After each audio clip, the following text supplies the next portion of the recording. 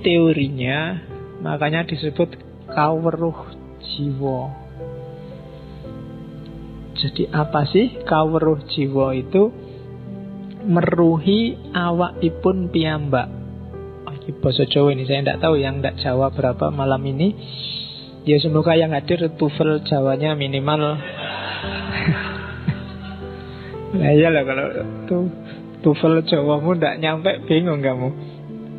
Jadi meruhi awakipun piyambak, mengetahui dirinya sendiri, itu namanya kawruh jiwa. Kalau orang, ini kan rentetannya kayak kemarin-kemarin sebenarnya arahnya. Kalau orang bisa memahami dirinya sendiri secara jujur, maka dia akan ngerti orang lain.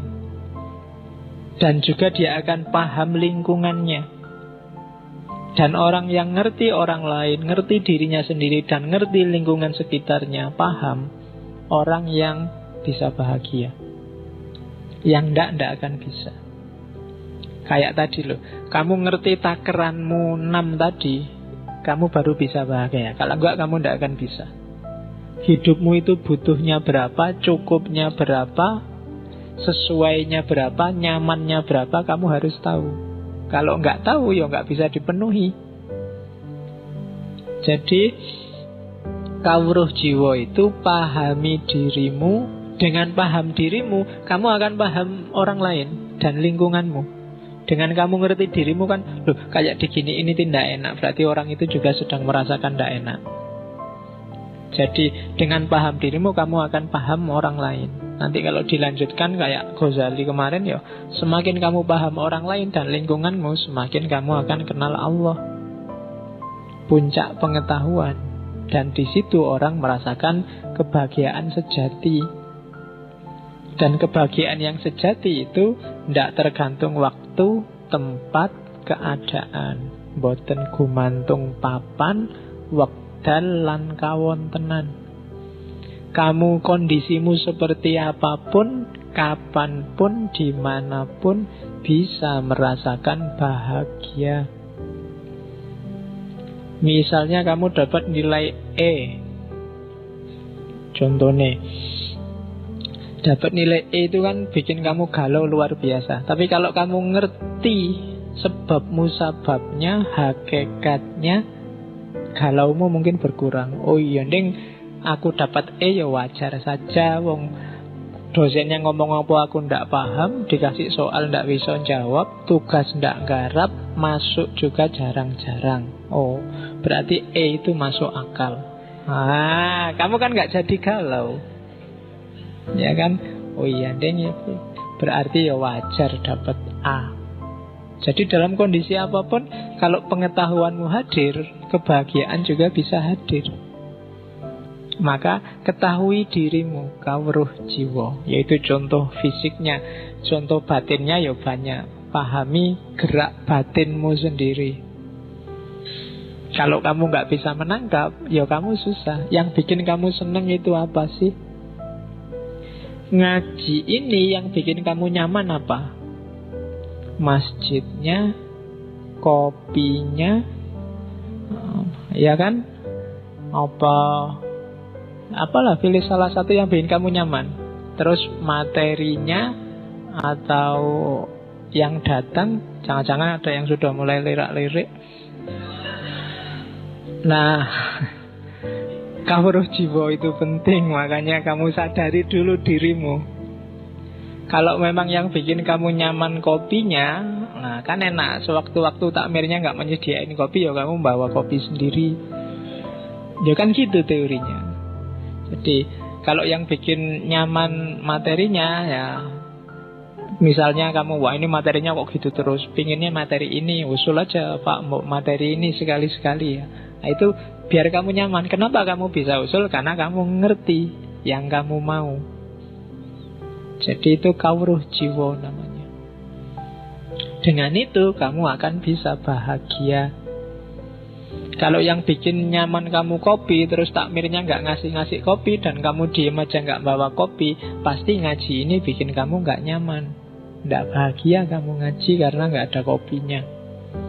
Jadi teori hidup itu semacam itu, katanya Surya Mentaram. Ketahui dirimu. Kawruh jiwa itu kalau pakai Sokrates ya kenali dirimu. Semakin kamu kenal dirimu, semakin kamu mungkin bahagia. Tapi semakin jauh pengenalanmu atas dirimu, semakin jauh juga dari kebahagiaan. Terus teorinya lagi dikenal dari Surya Mentaram, namanya pangawian pribadi.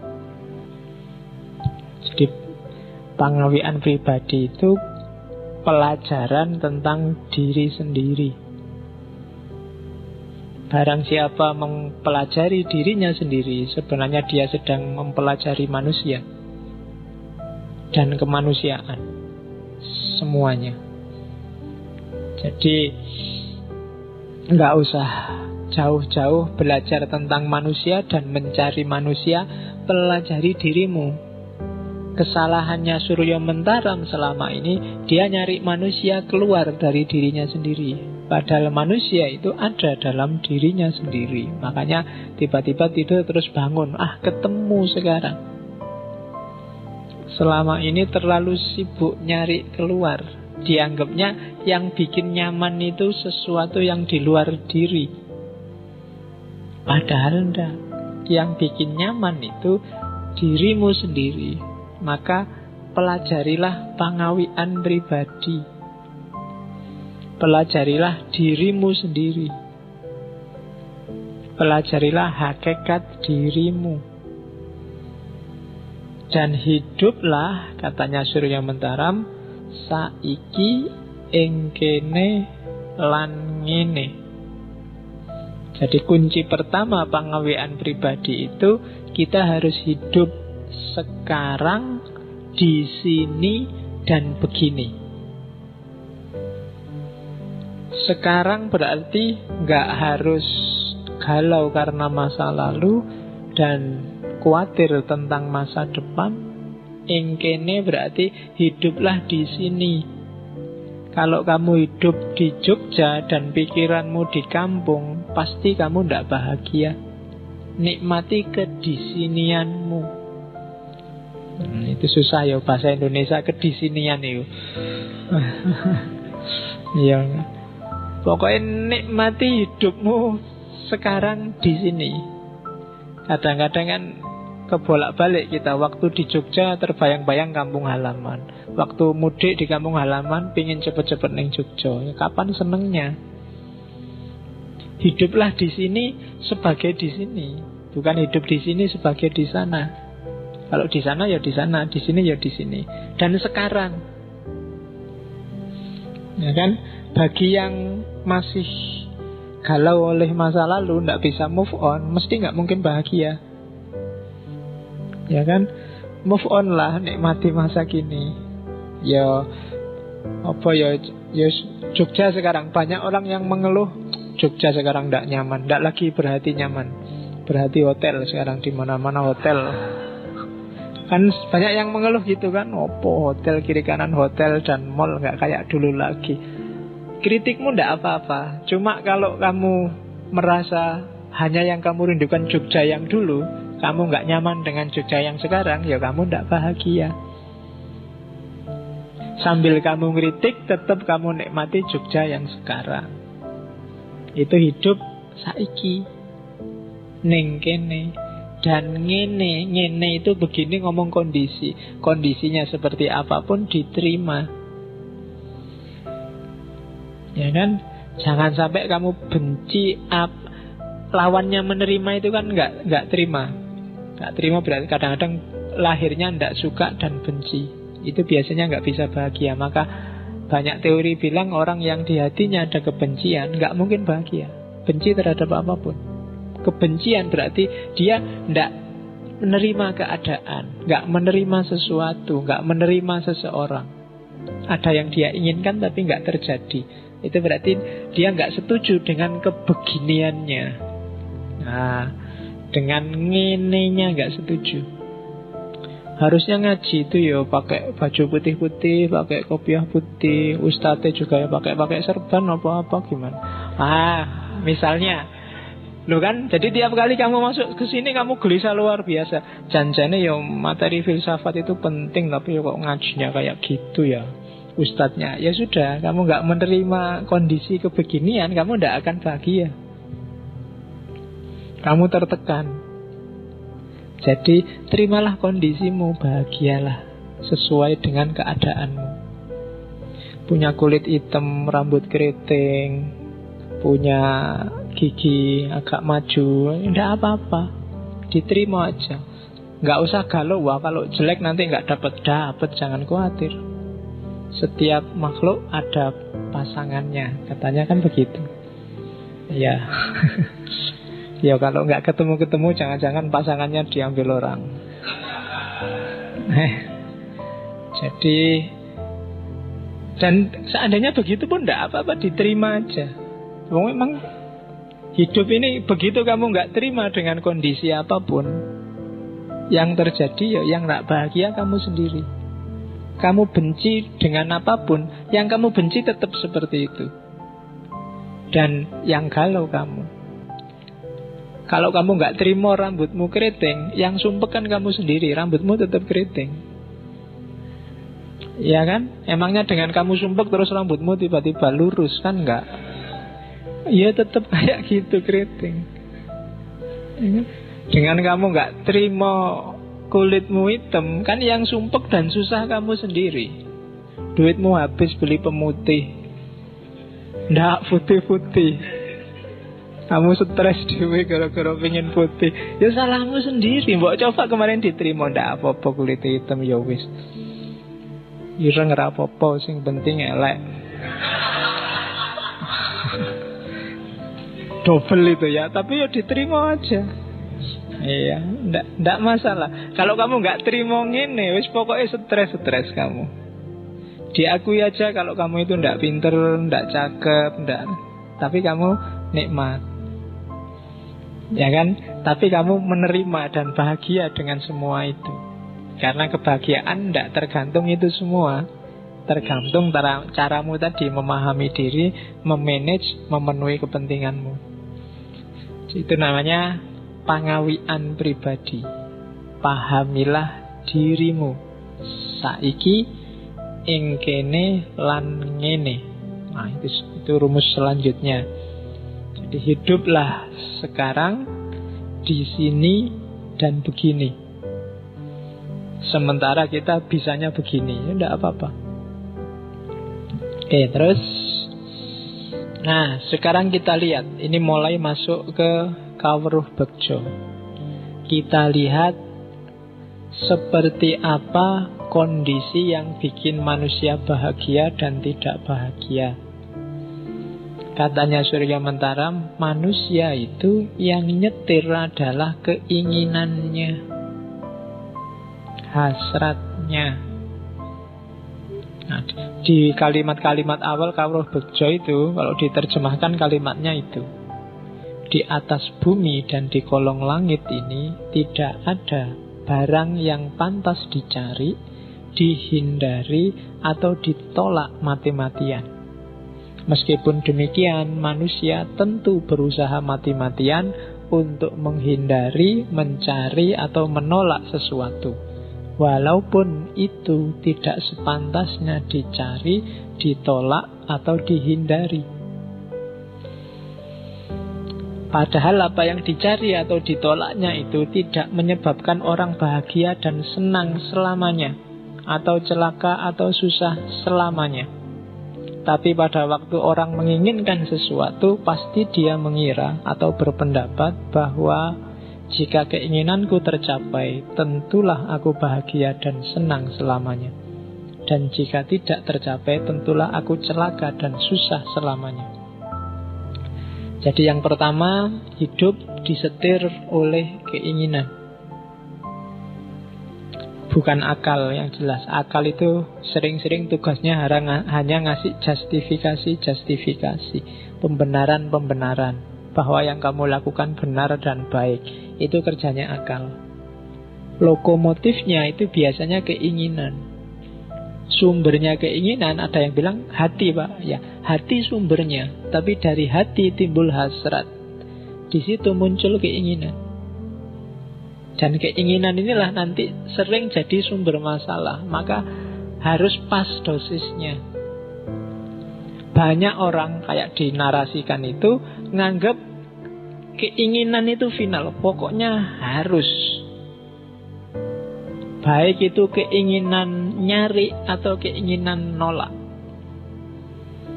Mati-matian. Seolah-olah kalau sudah nolak atau mencari menginginkan sesuatu, kalau itu tercapai, dia akan bisa bahagia. Jadi kalau sudah target pokoknya harus A, pokoknya harus B, atau pokoknya jangan A, pokoknya jangan B. Ini biasanya manusia itu mati-matian demi pokoknya tadi. Dan ini sering jadi sumber masalah.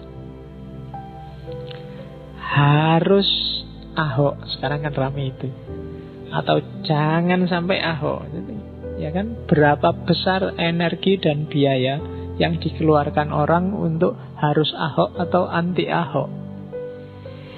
Itu kan mencari atau menolak sesuatu. Seolah-olah kalau sudah Ahok, beres semua urusan Jakarta. Atau seolah-olah kalau tidak Ahok, Jakarta akan lebih baik dari Ahok. Itu yang dikritik oleh Surya Mentaramu. Apa iya? Ahok yang terbaik, Pak. Harus Ahok. Apa ya? Jangan Ahok, Pak. Ahok itu non-muslim. Yang lebih diridhoi Allah itu yang muslim. Apa iya? Loh, suka boleh, nggak suka boleh. Tapi di situ yang dianggap keliru adalah kalau kamu mati-matian, seolah-olah itu final. Padahal mungkin baru perempat final atau semifinal. Jadi belum puncak. Itu belum final. Jangan-jangan masih penyisian itu. Jadi enggak. Orang boleh ingin sesuatu atau tidak ingin sesuatu. Cuma hati-hati, jangan dipatok terlalu mantep, apalagi sampai mati-matian. Di situ nanti sumber PHP. Ya, PHP itu kan sumber kegalauan yang paling besar bikin kamu. Kemarin di arep-arep apa ternyata enggak. Besok yang sangat pro Ahok, tiba-tiba Ahok jadi dan ternyata banyak kasus, kamu akan galau lagi. Salah kemarin terlalu mantep. Atau sebaliknya, akhirnya yang jadi bukan Ahok dan muslim taat, tiap hari istighosah, tahlil, khataman, yasinan. Loh kan muslim yang baik gitu kan. Akhirnya ndak ngopeni Jakartanya, malah rusak. Dan oh iya ya, masa kemarin milih yang gini. Ya salahmu dewe, matok harga terlalu tinggi, terlalu mantep, mati-matian. Suka oke, ndak suka oke, nyari boleh, nolak boleh. Cuma jangan sampai ditambah persepsi pasti kalau ini mesti benar, mesti bahagia. Pasti kalau itu mesti benar, mesti bahagia. Itu sumber masalah. Pokoknya Pak, IP harus 4. Pasti kalau IP 4 hidupku terjamin Pak. Ya kamu lulus IP 4 ya bodoh Pak ya, akhirnya ya. Daftar apa-apa ya bodoh di tesnya. Dan gak lulus, yang IP-nya 2 malah lulus. Ya, dulu saya punya temen IP-nya cuma 2,1. Pulang kampung ke Riau apa ya rumahnya, saya lupa. Pokoknya daerah Sumatera. Dan jadi dosen. Loh, luar biasa. Yang IP-nya tertinggi malah tidak nyampe. Sekarang jadi guru honorer. Nah, loh, jadi tidak bisa dipatok. Bukan salah jadi guru honorer atau nggak salah jadi dosen, tapi nggak bisa kamu matok keinginan terlalu mantep. Keinginan iya, cuma terlalu mantepnya ndak. Wong yang bikin skenario bukan kita. Kita boleh ingin, tapi kan penentu hasilnya dan akibatnya kan bukan kita. Seolah-olah Pak, pokoknya kalau sudah punya pacar Pak, hidupku lebih tentrem, ndak galau lagi, ndak sumpek lagi. Iya kan? Ya cari sopo kan gitu, yang punya pacar. Yang belum punya nggak usah komentar. Wong kamu ndak ngerti. Ya kan? Tapi mungkin setelah dapat beneran ya enggak sampai segitunya. Betul. Atau yang kamu mati-matian, pokoknya Pak, jangan sampai punya pacar. Punya pacar mesti ganggu, mesti ngerusak. Ya karena kadang-kadang energimu untuk nolak biar nggak pacaran itu lebih besar daripada energimu untuk belajar untuk itu. Jadi kontraproduktif. Waktumu habis untuk ngempet biar nggak pacaran. Itu juga kan. Maka jangan mati-matian deh. Kadang-kadang kalau belum jatuh cinta itu kamu anti pacaran nggak apa-apa. Tapi kalau sudah jatuh cinta itu energinya 2 kali lipat untuk ngempet biar nggak pacaran. Jadi keinginan, hati-hati dengan keinginan. Keinginan yang terlalu kamu harga matikan itu kadang-kadang destruktif terhadap dirimu sendiri. Kadang-kadang bikin kamu jatuh, salah jalur. Kadang-kadang karena terlanjur gengsi, sudah terbukti bahwa keinginanmu itu keliru, kamu paksa di situ. Yang tadi misalnya pokoknya harus Ahok, sudah terbukti misalnya Ahok itu jeleknya banyak, atau harus tidak Ahok, harus yang muslim. Sudah terbukti bahwa calon muslim itu tidak karu-karuan. Tapi karena sudah terlanjur kamu ngomong kemana-mana, kamu patok, dan gara-gara gengsi kamu tetap ada di kubu ini. Dan itu yang sering jadi blunder kita. Tadi sudah terlanjur ngomong apa, sekarang kalau ditarik gengsi ya, dianggap tidak konsisten. Akhirnya kamu tetap di kubu itu padahal sudah jelas salahnya. Dan itu sumber ketidakbahagiaan. Kamu akan sumpek karena dirimu sendiri. Jadi itu teori bahagia kedua. Pertama, jadi hati-hati dengan keinginan.